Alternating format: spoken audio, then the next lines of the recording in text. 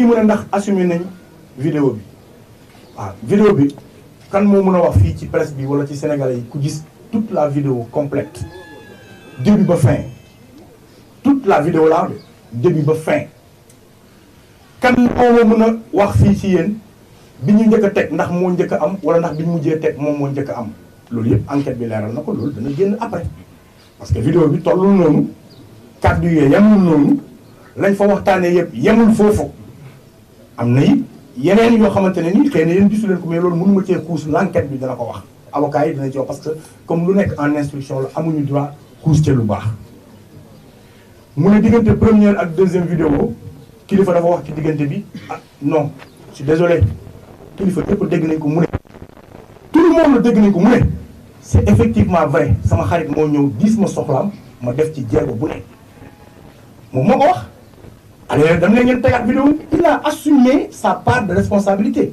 dafa ne sama xarit moo ñëw ne ma dama bëgg nga utal sama doom ak sama jabar visa pour mu dem faju ji parce que dafa feebar ci saa si gis ngeen ko ci vidéo mu jël téléphone am di oo ay nit ñu mu yaakaar ne war nañu am contact bu consul pour mun koo utal pour mu dem utali ko rendez-vous d'urgence moom assumé na ko mosul weddi loolu assumé na ko leneen lañ ca boole nag lam ca wax loolu mi ngi ci biir enquête bi mënu ma cee xuus waaye xam naa ne amul benn Sénégalais buy taxaw ne kilifa weddi na loolu xëy na ni ñu dagg dogatee vidéo yi mun na indi lëndëmal xel bi njëkk ak bi mujj bi njëkk a teg ak bi mujjee teg loolu foofu mun na indi lëndëm xel te nangul naa leen ko nangul naa leen loolu waaye li ci enquête bi nag moom mënu ma cee sori ndax en personne aura l'occasion et moom incha allah dana ci addu sama waa dina posé na question bu am solo mu ne dañ fi def UPEC indi africain yëpp ñu ñëw yeneen mouvement sociaux yi ñëw ñu lëkkaloog mouvement sociaux yi nekk fi Sénégal ñu yaatal Sénégal yëpp gis ko àdduna bi yëpp gis ko Afrique yëpp magnifié ko ndax yii nii bu continuer dina faagaagal yeneen pays yi nangam ak sangam c'est vrai c'est pas yi nga xamante ni moom le président yiy yor buñ ci continuer amul benn askan bu ñuy jàpp te fi ñuy mujjee genre Macky Sall gi nga xam ne ñoom pouvoir mooy seen problème il s'accroche au pouvoir coûte que coûte maanaam pouvoir jaral seen yoon nekkul ci les Sénégalais meurent dee tant qu'il peut s'accrocher yoonam nekkul ci ay Sénégalais xiif yoonam nekkul ci ay Sénégalais mar yoonam nekkul ay Sénégalais dëkk ci mbënd mi yoonam nekkul suñu ay jafe-jafe feebar mënuñoo faju nangam yoonam nekkul ci li ko intéressé mooy parce que Y'en a marre monaat la xam nga lii monaat dafa dëppoo këram bu ku yi ñëwee ñu dugal jël ku yi su ku yi demee ñu génn continuer suñu yoon Y'en a marre monaat la te mouvement sociaux yi ma gis monaat lañ amul ku fi jëlul ay coup ci taqal ci sosal ci lay ci jéem a xoqatal ci jéem a tëj ci jéem a guerre ci jéem a tëj amul ku ci subirul loolu te pourtant ils sont toujours là man foofu laa bëgg interpeller askanu Sénégal ñu fàttaliku ne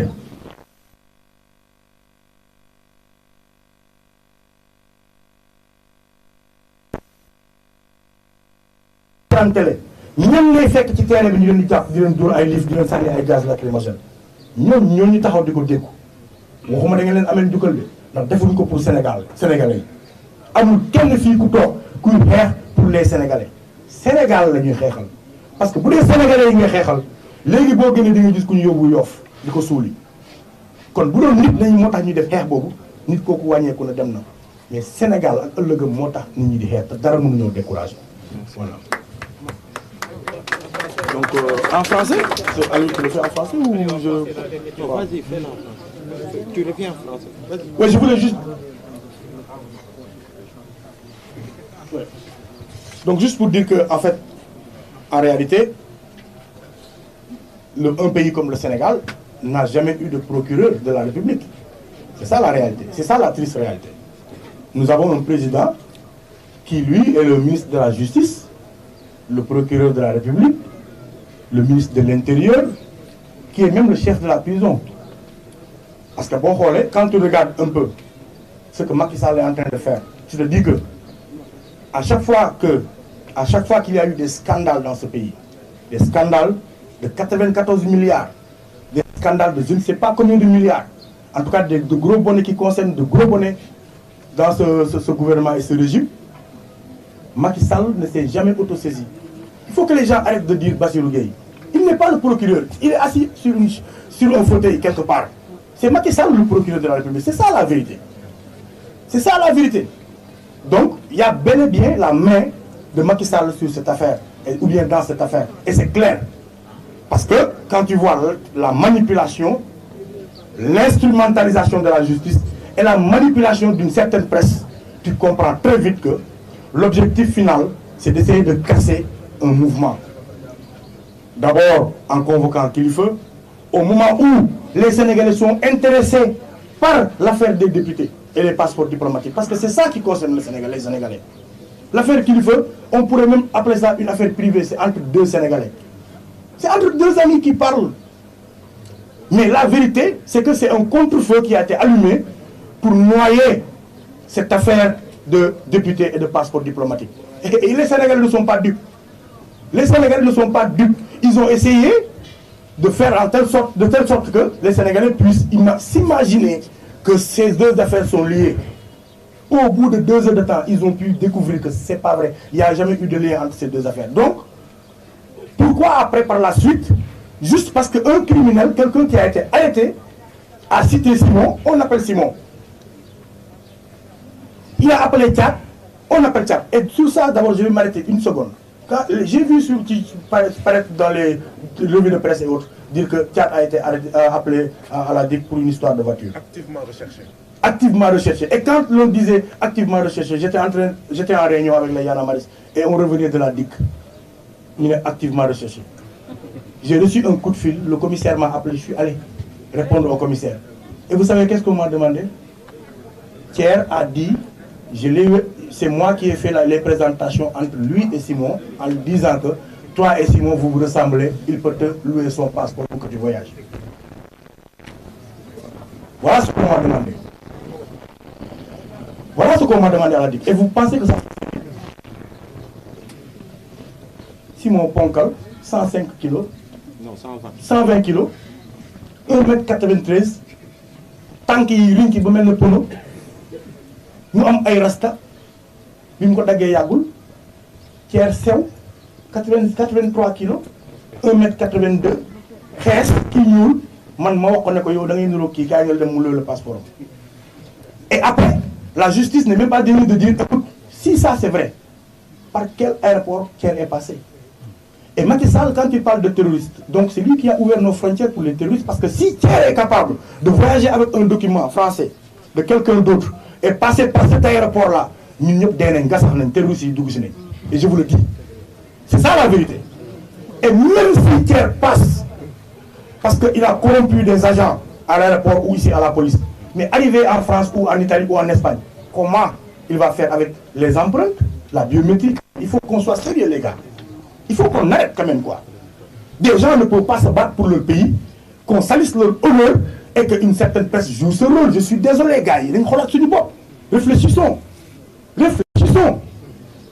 Comment un criminel peut appeler des gens, dire oh, à tout bout de champ, attendons-nous à ce que... Parce qu'ils ont mis un X quelque part. Et ce X veut dire beaucoup de choses. Demain, ça peut être Aliou Sané, ça peut être quelqu'un d'autre.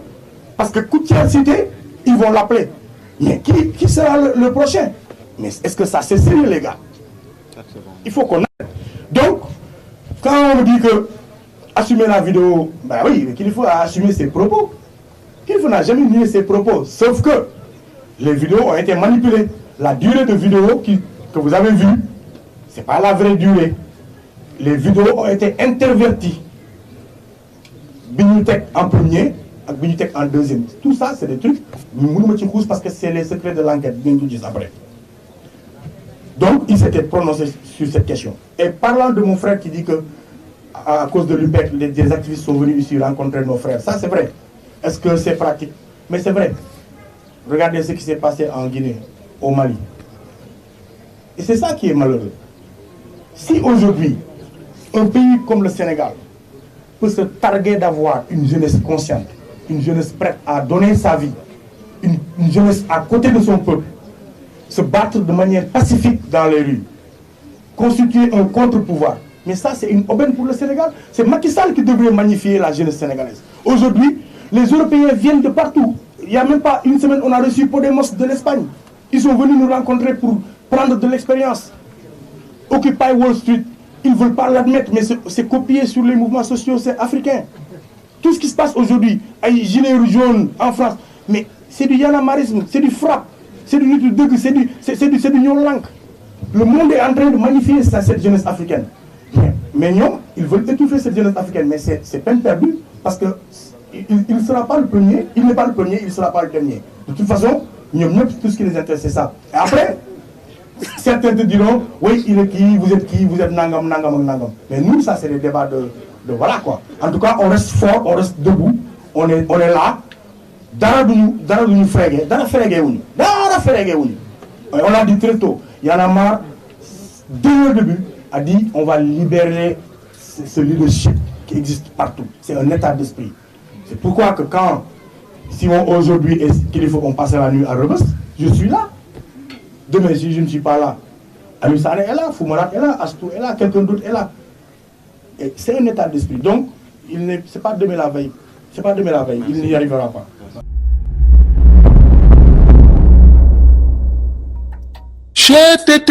mais yow sa waay yow fu ñu la fekk yaa ngi ci kanamu ordinateur bi wala sa kanamu tablette ba sa téléphone portable lu xew mais damay lire ay information waaw xoolal boo bëgg am ay information yu leer nañ et en temps réel duggal ci www.senegal7.com ay information yu wóor man de maa ngi application Sénégal 7 lépp lu xew dama koy jot ci sama téléphone ci tàng bi te nag application Sénégal 7 am ko yomb na da ngay dugg ci Play Store wala Apple Store nga télécharger ko rek xam li xew ci réew mi ak la xew ci bitim réew te nag dara du ci umpu. Vous voulez des informations en temps réel? Cliquez sur www.senegal7.com. Sénégal 7, le roi de l'information en temps réel.